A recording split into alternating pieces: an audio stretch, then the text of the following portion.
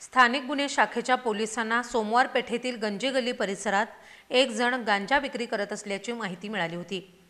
दरम्यान पोलिसांनी गुरुवारी रात्री उशिरा गंजी गल्ली परिसरात छापा कारवाई करत गांजा विक्री करणाऱ्या एकाला अटक केली होती। इरफान मोदी असं त्याचं नाव असून पोलिसांनी त्याच्याकडून 1 लाख रुपये किमतीचा 2.5 किलो गांजा जप्त केला होता। स्थानिक गुन्हे शाखेच्या पोलिसांनी मोदीला पुढील तपासासाठी लक्ष्मीपुरी पोलिसांच्या स्वाधीन केलं होतं। दरम्यान लक्ष्मीपुरी पोलिसांनी आज इरफान मोदीला न्यायालयात हजर केलं असता न्यायालयानं त्याला पोलीस कोठडी सुनावली आहे।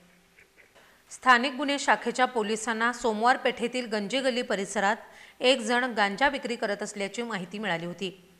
दरम्यान पोलिसांनी गुरुवारी रात्री उशिरा गंजी गल्ली परिसरात छापा कारवाई करत गांजा विक्री करणाऱ्या एकाला अटक केली होती।